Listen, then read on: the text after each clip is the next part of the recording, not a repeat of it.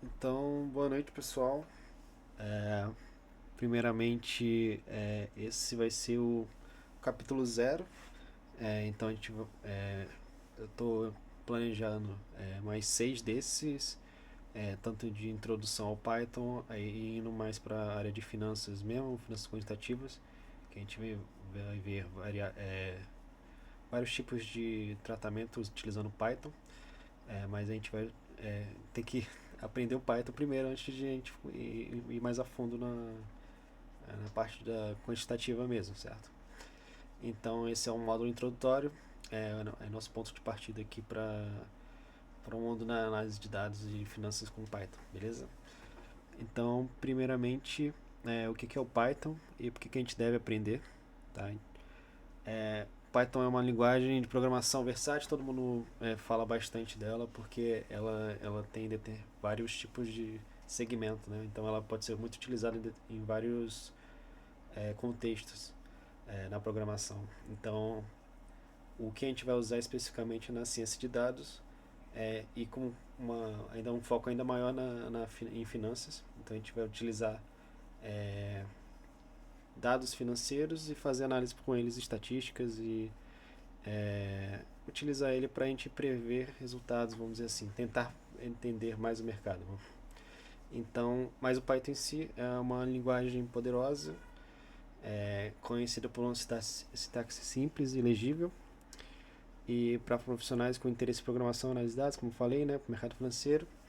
Então, alguns motivos para a gente aprender ela, porque é gratuito, né, o código é aberto, e tem várias bibliotecas, tá? Então a gente consegue facilitar bastante o nosso trabalho, não precisa criar as coisas do zero. É uma curva de aprendizado tranquila, então é muito melhor você estudar Python do que C para uma pessoa não programadora, vamos dizer assim, porque até para programadores, mas o Python em si, ela é muito, literalmente dá para, como a gente está fazendo agora, realmente é só escrever e utilizá-la. Não precisa realizar muitos códigos, então é muito fácil, muito mais suave. A comunidade é enorme e ativa, então a gente tem bastante vídeos no YouTube, tudo de graça, livros, exercícios, então é bem robusta a quantidade de material, tá? É excelente para automatizar a rotina, tem até um livro muito bom, Como Automatizar Tarefas Repetitivas, que é bem famosinho e é de graça. Então, se você pesquisar no Google aí, você vai encontrar esse livro que vai te mostrar como é que você automatiza, por exemplo, planilhas de Excel, tá? Ou e várias outras coisas também. Utilizado no mercado financeiro, tem uma quantidade enorme de bibliotecas e uma ótima ferramenta para criar relatórios e gráficos. Então, é nosso interesse aqui dentro da Quant, tá? Realizar uma análise. Beleza, gente? Aí a gente podia usar Excel, mas Excel é mais nichado, tem que pagar. O Python em si já consegue extrair os dados que a gente quer e fazer toda a análise. Beleza? Então, primeiramente, a gente vai utilizar para a gente trabalhar com Python o ambiente do Jupyter Notebook, que ele é ele é feito, ele é do Google, tá? Então, se você tem uma conta no Google, um Drive no Google, você consegue realizar as atividades com ele, tá? Então, eu acho que eu mostrei nas capacitações de vocês, mas aqui é a parte de código, e você for aqui, botar o mouse em cima, aparece código e texto. Então essa demarcação aqui chama célula, tá? Essa é a célula de texto especificamente. Aqui a gente vai criar, por exemplo, uma célula de código, então a gente vai começar a gerar o código. A gente tem a opção também de gerar por IA também, que a gente consegue escrever o que a gente quer nela, tá? Mas deixa aqui. E também escrever o texto. Então a gente pode escrever por Markdown, que é uma linguagem de programação de texto, e tem como uma sintaxe bem. Eu vou te mostrar, vocês vão aprender a sintaxe mais fácil ainda, porque aqui por exemplo, aqui é para fazer um título, aqui é em negrito, é que você escreve, né? E você faz a marcação aqui. Então ela é bem intuitiva aqui, você pode escrever e e realizar as demarcações de texto, né, é muito simples. Então a gente já tem isso tem como objetivo realizar todo um roteiro de análise, por exemplo. Você pode explicar não só via código, mas também via escrito, como você pode fazer as coisas. Então é bem interessante a relação do Jupyter com a análise, tá? Deixa eu só excluir isso aqui. Aqui a gente tem a opção de ir para cima, então a gente consegue organizar também essa formatação. Aqui IA, né? Para baixo também, excluir. E esses 3 pontinhos aqui que tem bastante informação, beleza? Aqui a gente vai excluir mesmo esse bloco de célula. Tá, e a gente vai já pro Python, tá? Então, primeiros passos no Python, tá? Então, o Python pode ser usado como uma calculadora para realizar operações matemáticas simples, tá? A gente vai usar os operadores básicos do Python. Então, a gente tem a gente tem essa função do Python chamada print, que ela vai imprimir informações na tela. Então, ela vai imprimir a relação, essa operação de numeradores aqui, de 4 mais 5. Então, ela tem como resultado 9.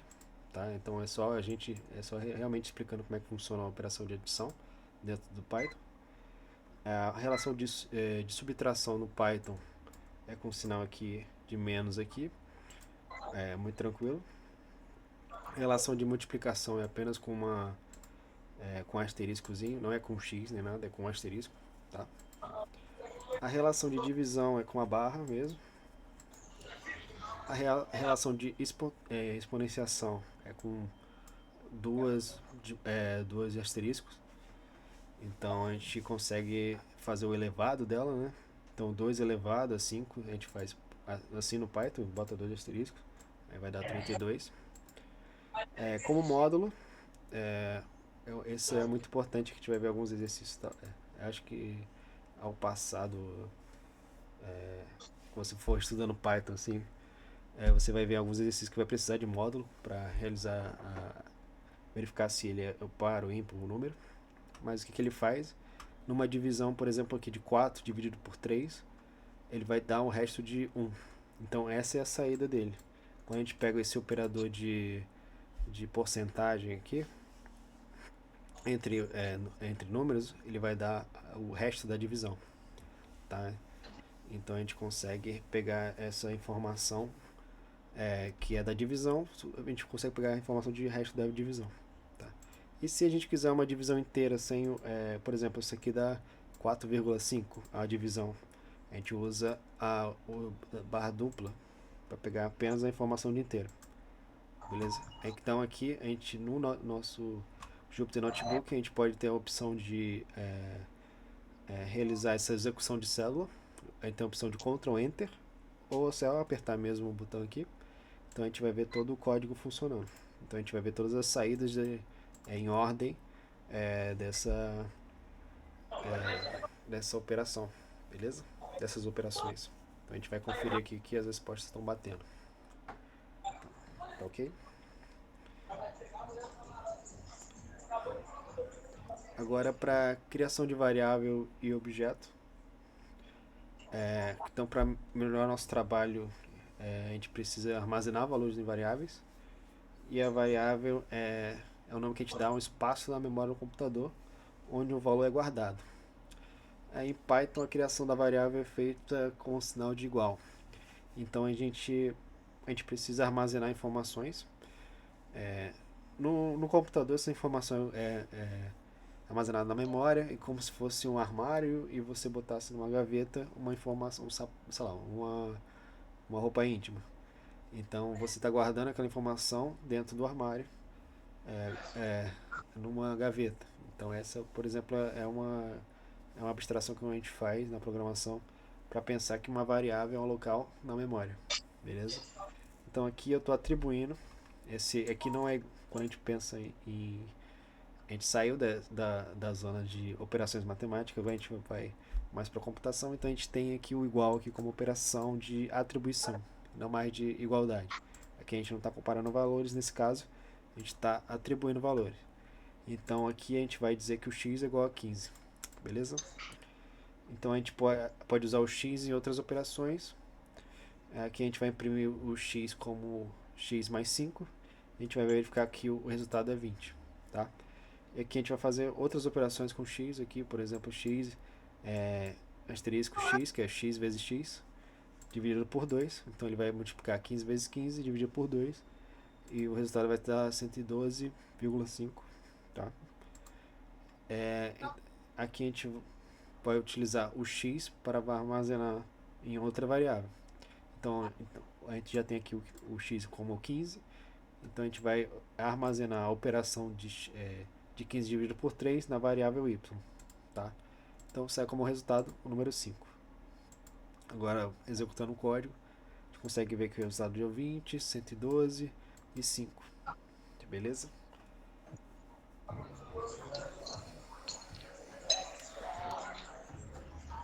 Agora, como estrutura de dados, a gente, o Python em si não tem muita...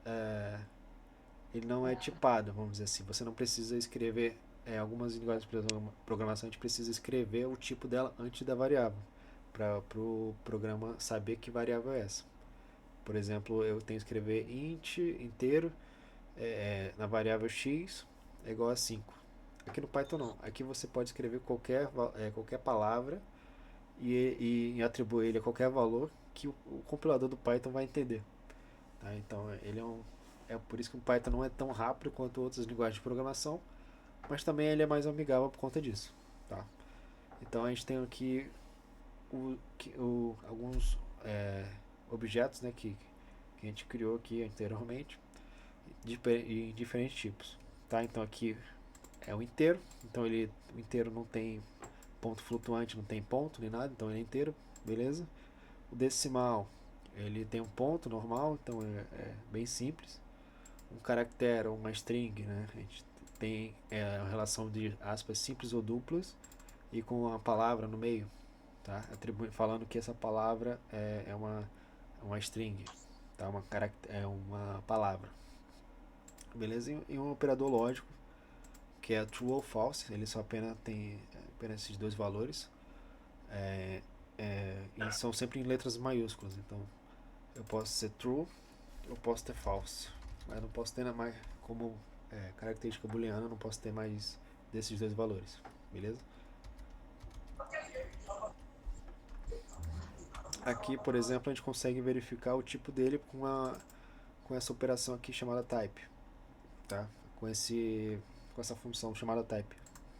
Então a gente bota o type dentro do print, então a gente consegue verificar que o resultado dela é a classe int aqui, como é uma classe de inteiro. Assim, para a variável decimal, a classe é float, de flutuante ou decimal aqui. Para o tipo dela, para o caractere, é de string, como string significa texto, então é uma variável de texto. E de lógico é o bool, que é o de booleano, que é uma variável de lógico, beleza? A gente consegue ter esses resultados aqui, tá? Agora, operadores de comparação, eles são importantes, tá? Porque a gente vai fazer algumas operações de condição ou de interação, então eles são ideais para isso, tá? São operadores usados em comparação de valores e o resultado é sempre lógico, true ou false. Então são variáveis booleanas. Tá? A gente vai vai atribuir valores e a saída deles são variáveis de lógica aqui, de variáveis booleanas. Então tem o valor x ou y, aqui como operador igual, como para atribuir igualdade. Aqui exclamação igual para ser diferente. Aqui o OR aqui para ser o OU, né, da operação. O AND é o E, né, quando a gente fala em lógica tem isso. Maior igual, menor e menor igual, certo? Esses são os operadores dentro do Python. Tá. Aqui, por exemplo, a gente vai verificar que se a gente botar 1 maior que 2, o Python já tenta calcular qual é o resultado. Então ele vai falar que é falso, porque 1 não é maior que 2, beleza? Aqui ele vai dizer que o B é maior que 2, que o A, quer dizer. Então ele vai calcular, ele vai verificar duas strings, vai verificar a ordem alfabética dela, beleza? Então ele vai dar true, como B, A, B, B é maior, então vai dar true, tá? Aqui ele vai verificar um é diferente de 2. Sim, um é diferente de 2, então vai dar resultado true, verdadeiro. A gente pode fazer a combinação de teste lógico. Aí tem o primeiro teste aqui que 4 é maior que 5, então vai dar false. Ou 1 é maior que 2, vai dar true. Então, na tabela verdade, eu não sei se vocês já viram essa parte, mas em lógica a gente tem a tabela verdade. Falso com verdadeiro vai dar verdadeiro. Tá? Então, o Python já entende isso e vai dar true como resultado. E aqui, agora 4 é maior que 5, falso. 4 não é maior que 5. E 1 é menor que 2, é verdadeiro. Então vai ser falso e verdadeiro. Na tabela verdade vai dar falso. Tá? É mais uma relação de tabela verdade que é interessante você entender. Tá? Cai em vários concursos e tal. Tá? Aqui é conversão de tipos, né? Porque a gente está falando de um tipo, mas às vezes a gente precisa de outro. Tá? Então, às vezes a gente precisa converter uma variável de um tipo para outro. Para isso, o Python oferece funções de conversão simples. Então, por exemplo, aqui converter o texto para número. Eu tenho aqui o 2025 aqui entre aspas duplas. Ele aqui é uma string, né? Eu quero que ele vire um float, quero que ele nem inteiro seja, eu quero que ele vire um float. Então, primeiro aqui o print vai mostrar um número como ele é, que é a string 2015. Depois o tipo dela, tá? Então vou dar float. Agora convertendo, aliás, perdão, com a função float aqui, ele vai alterar a string para float, para um número. A gente pode ver aqui. Deixa eu só botar um pouquinho aqui. Pronto. 2015.0 e a classe float aqui a classe dela foi para float. Beleza? A mesma coisa convertendo número para texto. A gente usa o str aqui para converter. Então o 55 ele vai virar entre aspas aqui, aspas simples, 55 com a classe string. Aí convertendo o número para inteiro, aí ele remove a parte decimal, né? Então aqui ele vai desconsiderar o ponto 14 do pi. Aí vai dar o inteiro como 3, beleza? Aqui o lógico aqui ele considera 1 ou 0. Então quando a gente muda ele converte aqui para inteiro, ele vai virar 1 e o falso vai virar 0, beleza? Aí converter no tipo de uma variável, aqui por exemplo o tipo aqui dela é int, botando a função str ela vai virar uma string no caso, beleza? Alguma dúvida, pessoal?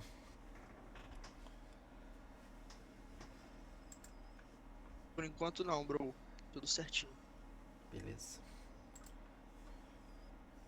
Agora a gente vai falar um pouquinho de bibliotecas, tá? Como eu falei anteriormente, o Python em si tem uma comunidade bastante ativa e muita coisa a gente não precisa codar do zero, a gente não já tem pronta, vamos dizer assim. Por exemplo, as técnicas de machine learning. Algumas técnicas de machine learning precisam tem algoritmos.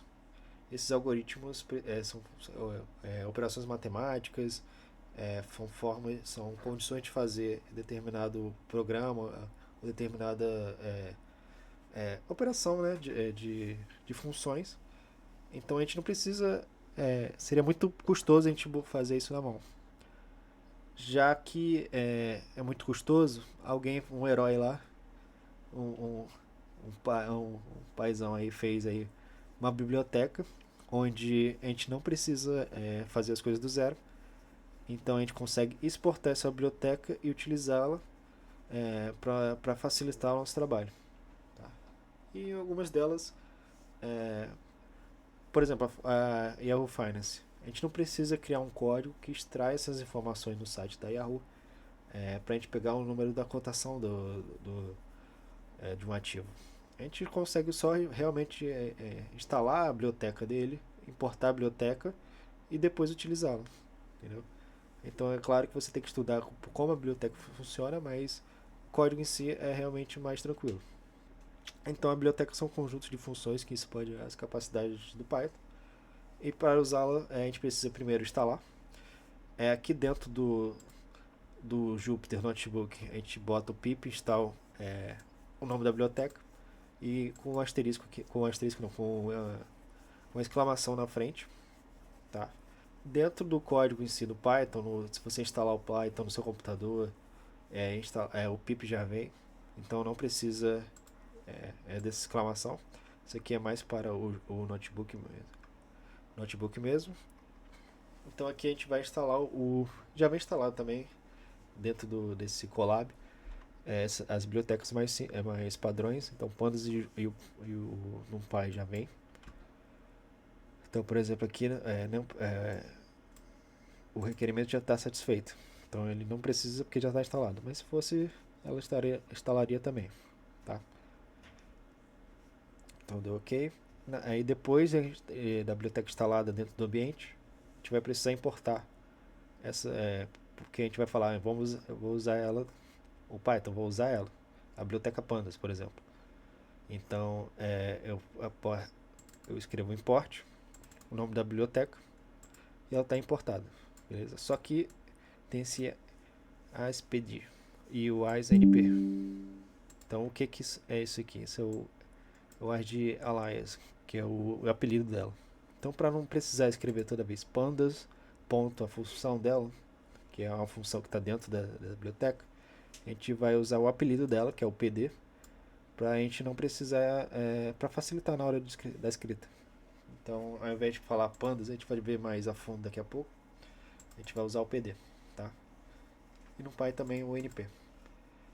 Então, mas a gente vai ver mais a fundo daqui a pouco, tá? Mas o mais importante aqui é a importação da biblioteca. Agora,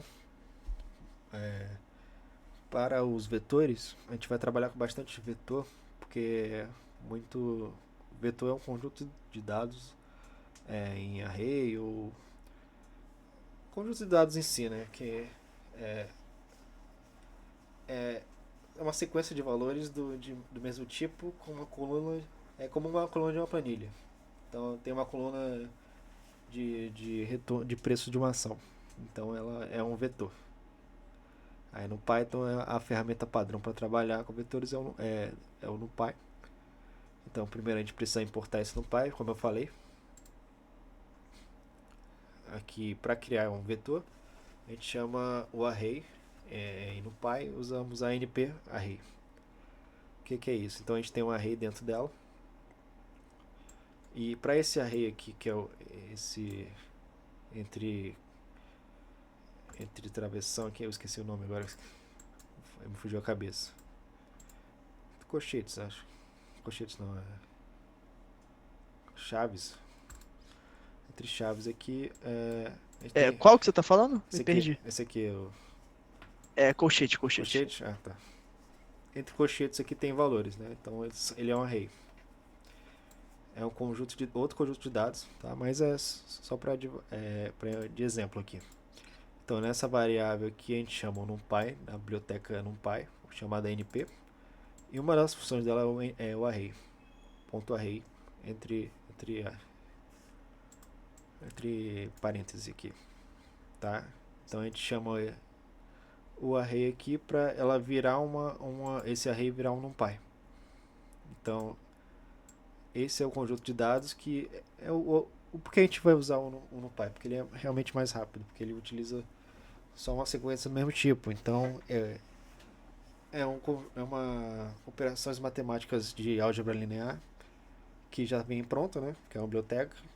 Então a gente utiliza para velocidade mesmo, tá? E tem várias funções interessantes.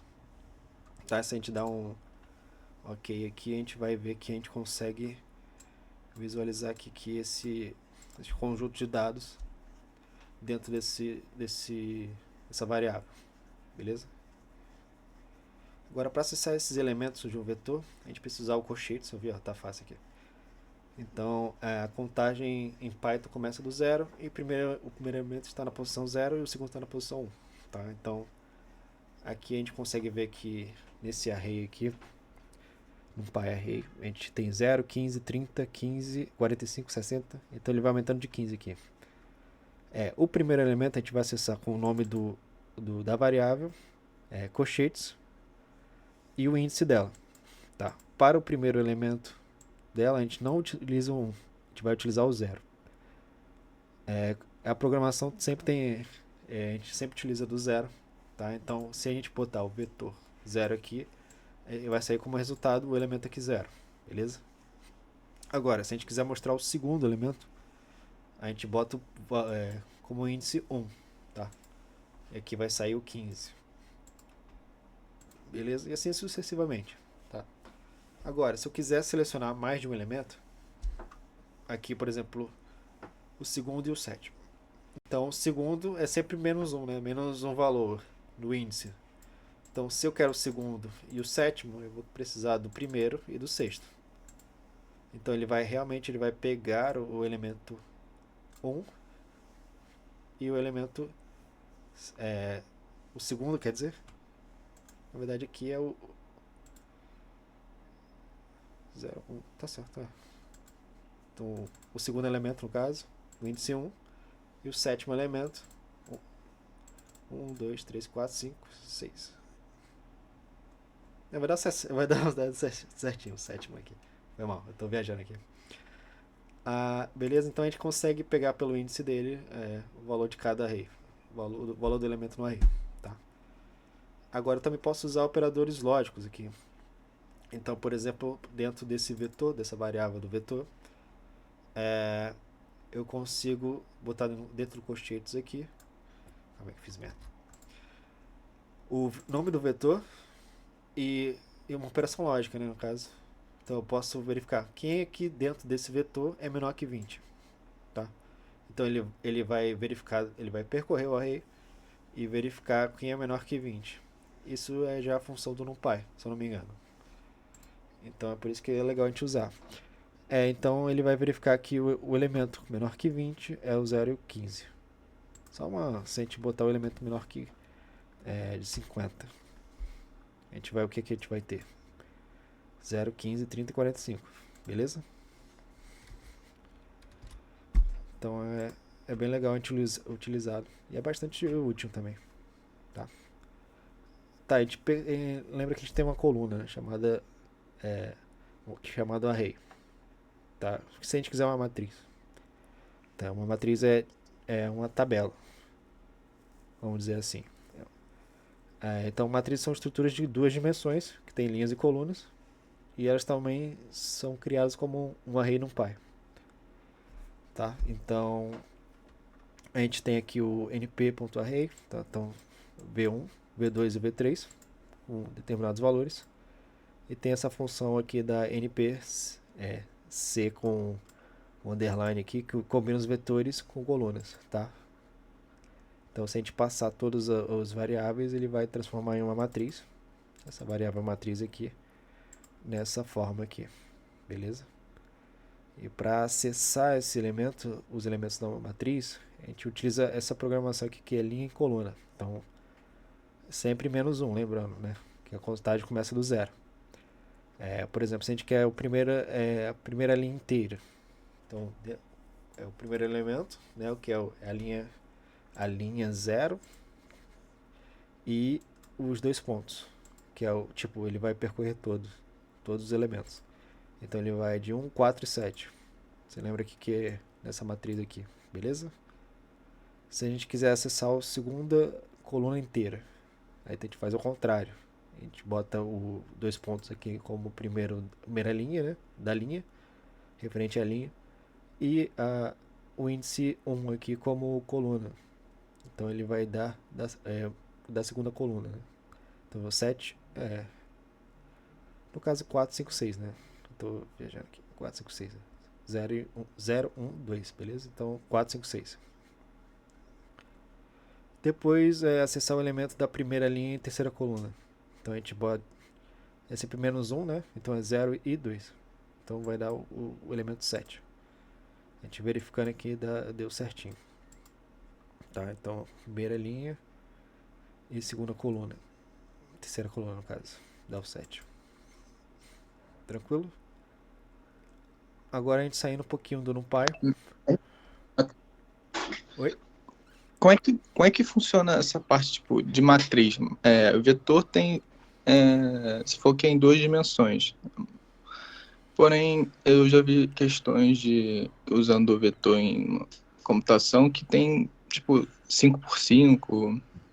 Como é que representa isso graficamente? É meio uma abstração matemática, não é muito utilizado, não é muito visual.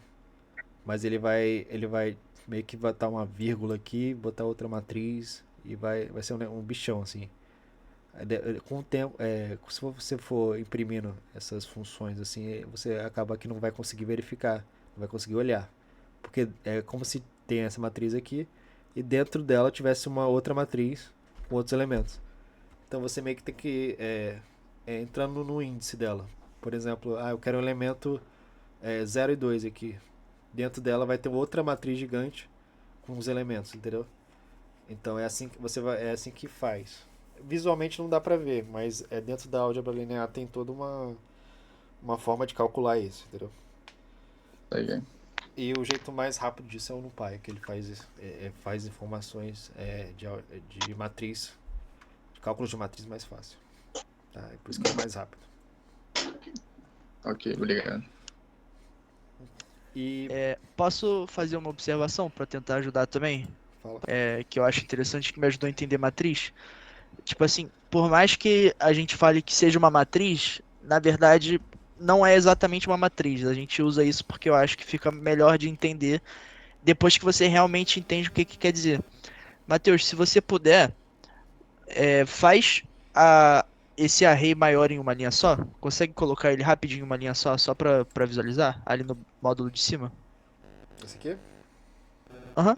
A própria matriz ali que você colocou assim, no final da. Esse aqui tá falando de. Não, não, ali onde você botou o resultado. Ah, Tipo, onde você tem no próprio comentário. Isso. tá, a vírgula aqui, tá falando? Isso. Assim, na verdade. Valeu. Na verdade, acho que foi o Luiz Fernando que perguntou, né? Quando a gente fala que a gente tem uma matriz, na verdade a gente tem algo que tá mais ou menos desse jeito, desse resultado em uma linha só. Só que é um pouco mais confuso de entender desse jeito. Quando você pensa que é coluna por linha, e o jeito que você chama, né, seria colchetes, colchetes, e aí outro colchete, colchete, para acessar o segundo elemento. Na verdade, você tem que é um array que tem três elementos. O que você coloca no primeiro colchete é o sub-array que você está escolhendo. Então, nesse caso, seria a linha que você está escolhendo. E aí, no segundo colchete, você coloca a coluna. Eu não sei se dá para entender mais ou menos o que eu tô falando, tipo, só pensando visualmente assim, né? Sem conseguir mostrar um exemplo. Mas é porque, na verdade, tá desse jeito que a gente tá vendo agora, só que é mais fácil de entender colocando ali como uma matriz. Entendeu? Não sei se fez muito sentido. Não, sim. É, faz sentido. É porque a matriz é um array diferentão, mas é mais complexo. Aí quando você vai descendo esse buraco aí da Alice, você vai descobrindo que o negócio é bizarro. Beleza, gente? Aí agora a gente fala de. A gente sai um pouquinho do NumPy. A gente vai falar desse objeto chamado data frame, né? Que acho que é o mais importante na análise de dados também. Ele é a base aí de qualquer planilha que a gente pega no Python, porque ele representa a tabela de dados estruturados em colunas. Então é o nosso Excel aqui, vamos dizer assim, onde cada coluna pode ser um tipo de dado diferente. E a gente utiliza um pandas para ele trabalhar com esses dados.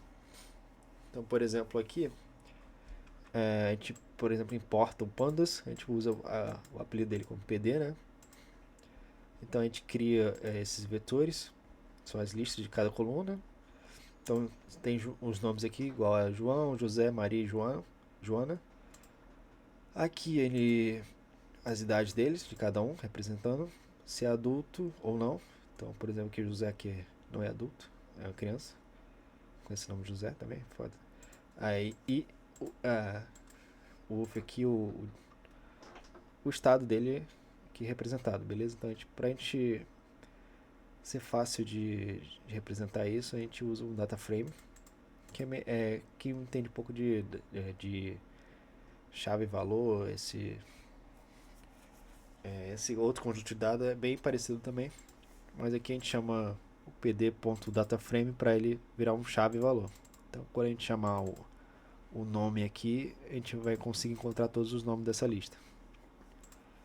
Aí, por exemplo, aqui a gente é uma estrutura mais visual aqui, e também fácil de ter outras funções aqui que a gente pode fazer dentro dela, mas é bem mais intuitivo do que, por exemplo, essa aqui. Claro que dá para botar valores aqui, mas não é tão organizado. Não posso chamar ela, nesse caso aqui eu posso chamar ela por índices, posso chamar pelo o nome do João aqui, lá. A gente vai dar informações específicas sobre isso. Aí, por exemplo, aqui a gente vai ver a estrutura do data frame aqui. A gente consegue fazer análise estatística só com o info aqui. No caso aqui a gente consegue analisar o tipo de dado, the type. Aí no caso é um objeto, um int, um booleano e um objeto. Beleza? E tem outras funções também que a gente pode ver. Em funções em si, quando a gente vai trabalhar mais a fundo no Python, a gente precisa entender que funções servem para organizar o código, né? E uma função é uma sequência de comandos que pode ser reutilizada e para utilizar uma tarefa específica. Então o Python tem diversas funções prontas, que é as bibliotecas, né? Então a gente tem umas bibliotecas chamadas built-in, tá? Que são próprias do Python, não precisa importar nada. Então, mas aqui nesse caso a gente vai usar aqui a gente tem uma função para calcular a raiz quadrada, né? Que é própria do NumPy, chama sqrt. Então a gente consegue calcular a raiz quadrada aqui desse valor, que é o 16, vai ter como resultado 4. É uma função para arredondar um número aqui, por exemplo, a gente utiliza o round, então a gente bota o número dele e a quantidade de casas decimais que a gente quer. Aqui a gente consegue arredondar para 5.35, tá? Aí a gente está quase acabando, tá? E para obter ajuda em umas funções do Jupyter Notebook especificamente, a gente utiliza o interrogação aqui antes e depois do nome da função. Então, por exemplo, aqui eu consigo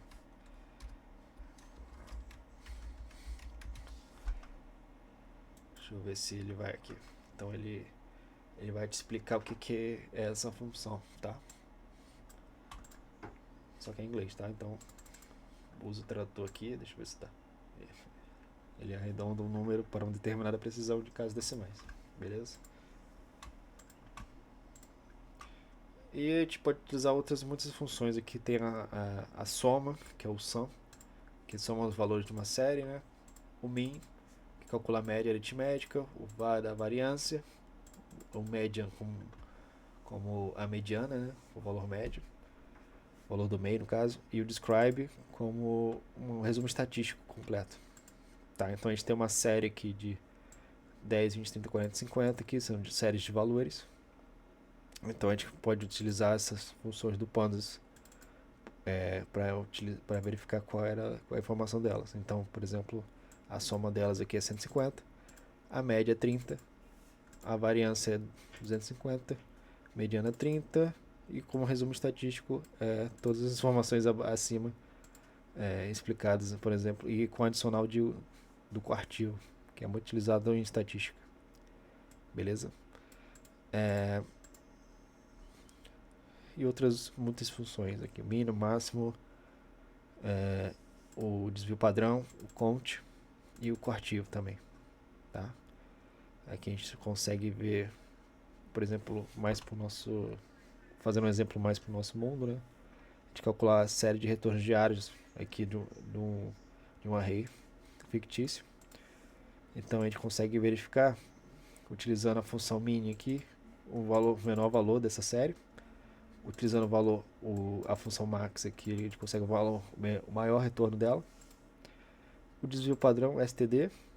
O count aqui, a quantidade de dias, né? A quantidade de retornos que a gente teve, como é controle diário, a gente consegue contar cada um delas é um dia. Aí o quartil simples, nesse caso a gente está pegando só o quartil de 0.95, tá? Aí aqui a gente consegue fazer o retorno acumulado delas, que a gente mostra na tela, né? Depois o retorno acumulado do investimento. Então a gente tem essa funçãozinha que primeiro ela soma 1 para transformar em fator multiplicativo. A gente vai ver daqui a pouco. Deixa eu dar ficar mais fácil de visualizar, né? Primeiro o retorno mínimo, retorno máximo. A gente for ver na série é isso. A volatilidade dela, que é o desvio padrão. Então ela deu uma volatilidade de 0.0119. A contagem de dias foram 5 dias, porque são 5 padrões aqui. E o quartil, 95%. Quando a gente pensa em uma distribuição, né?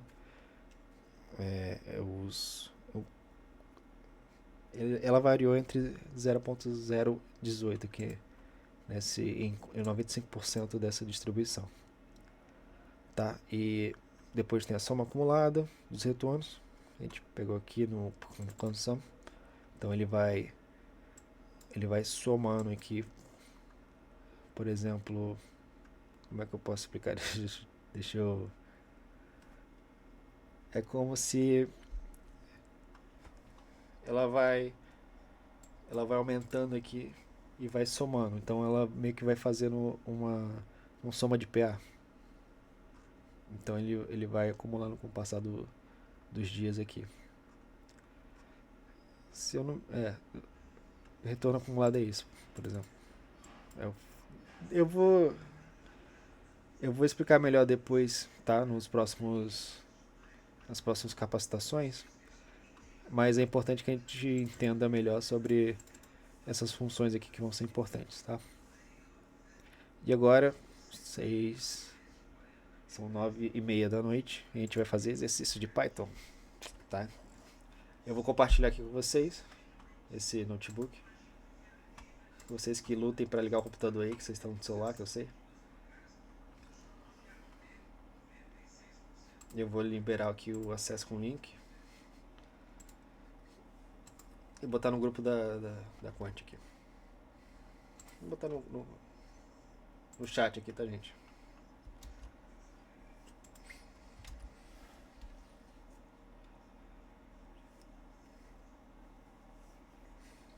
Não, o Gabriel botou aqui no chat aqui. No caso, o type é só pra gente verificar que tipo é essa variável. Só meio que um exemplo mesmo. Eu vou dar 5 minutinhos e eu vou fazer 3 questões. Dou mais 5 minutinhos, faço mais 3 questões. E assim vai, tá? Pra gente também não ficar até de madrugada aqui. Beleza?